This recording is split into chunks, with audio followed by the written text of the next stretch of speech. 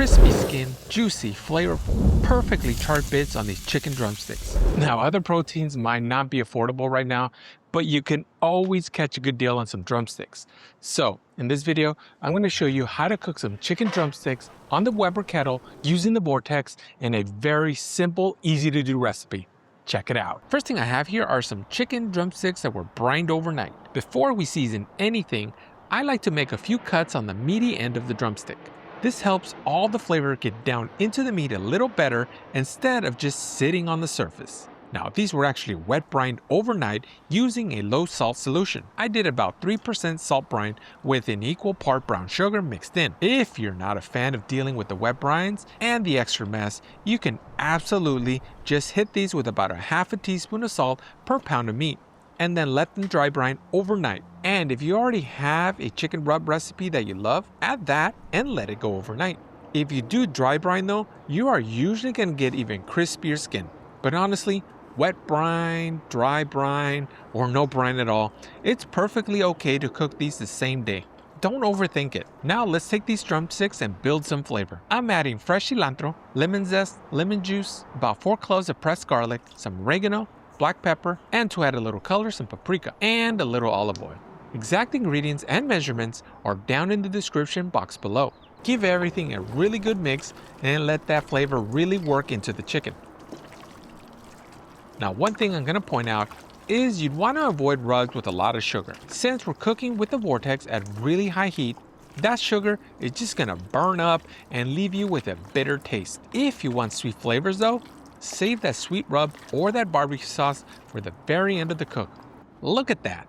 These already look fantastic. There's a ton of flavor packed into these, and we haven't even touched the grill yet. Now, let's get our Weber kettle ready. I dumped the full chimney of B&B charcoal right into the Vortex. Both the top vent and the bottom vent are fully open. I'm gonna place the grate on and give it a quick spray of oil. The oiling of the grate prevents sticking. I might not always mention it, but if you oil your grates, your food, or both, it's gonna be a lot easier to remove your food later on. And it also helps with the cleaning. So we're gonna place the lid on and let the grill come up to temperature for about 15 minutes. This thing is built for high heat, and you're gonna see those temperatures climb up. If you are curious how the Vortex works, it's actually pretty simple.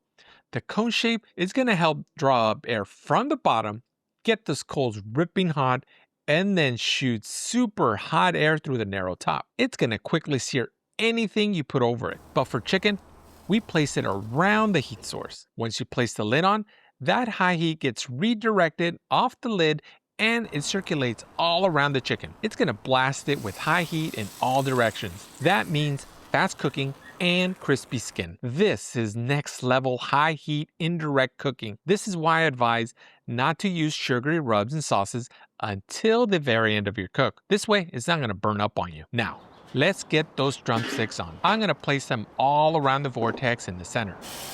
Listen to that sizzle. That tells you exactly how hot these grates got, even with no charcoal directly underneath. That Vortex is a high heat machine. I like putting the meaty end of the drumsticks facing the center towards the heat source. It's mostly out of habit because I really don't think it matters. The heat is hitting these drumsticks from all angles. I should mention that there is a grill grate with a removable center section that you can buy for the setup. Some people like using it because it saves the wear and tear on the stock Weber grate. The stock Weber grate is very easy to burn the plating right off and it's going to rust on you. However, these grates I'm using are stainless steel grates, and I have noticed no damage from the time I've used them. I'm going to adjust a few of these drumsticks for even spacing. Not because it matters, but because I want that Instagram picture to look just right. Once everything is set, I'm dropping a chunk of applewood right over the Vortex. If you prefer more of a straight grill flavor and less smoky, you can absolutely skip this part. Lid goes on, and we let it roll. Damn, Sal, that grill looks dirty. Quick little tip here, if your kettle lid is dusty or dirty, grab a damp towel and give it a quick wipe while that lid is hot. The steam does an amazing job help cleaning it. I actually picked this tip up from Baby Back Maniac and it works ridiculously well. A few quick wipes and you're gonna see the difference immediately. Careful though, because the moisture in the towel, it's gonna get hot really fast. Don't burn yourself. At this point, there's really nothing to do except wait. You're gonna notice the kettle usually runs around 500 degrees and then slowly settles into closer to 400, even less if you use less charcoal, and that's perfectly normal. Chicken can take anywhere from 30 minutes to maybe an hour, depending on how hot you got your fire. Do your best not to peek under the lid until about the 30-minute mark. Biggest thing I do during this time is rotate the lid about 45 degrees every 10 minutes or so. That helps with everything brown a little bit more evenly. It's not mandatory though, but I definitely recommend it. Oh, that looks good and it smells very good. Now, one thing I have to point out about using the Vortex, it really is kind of set it and forget it type of deal. You just have to trust the system. As tempting as it is to look under there, like I just did, try to avoid it. Give it at least 30 to 40 minutes before you start temping the temperature. This thing is running about 450 degrees. That is hot. But that's the cool thing about the Vortex is you get those extremely high temperatures and the result is going to be some amazing chicken. And again, the Vortex is not just for wings anymore. So if you like this type of content and you would like more Vortex cooks, leave me a comment.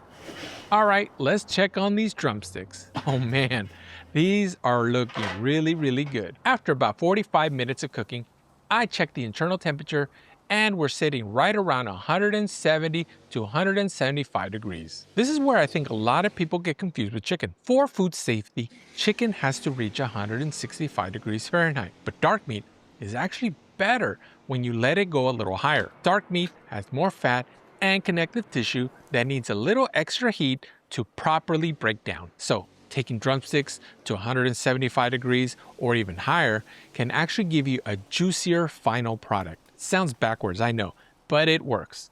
And the skin also gets way crispier. Now, personally, I like those little burnt bits and crispy edges on my chicken, so I'm gonna take each of the drumsticks and quickly pass it directly over the Vortex for just a few seconds, just enough to get a little extra char and color. These smell incredible.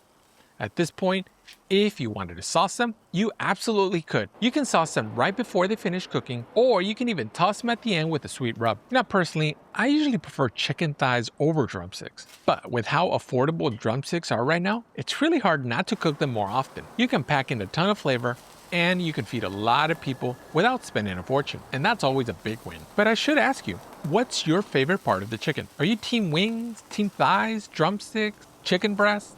Let me know down in the comments. Honestly though, the Vortex can cook all of it. And that's it, let's eat. Give it a bite. Drumstick time.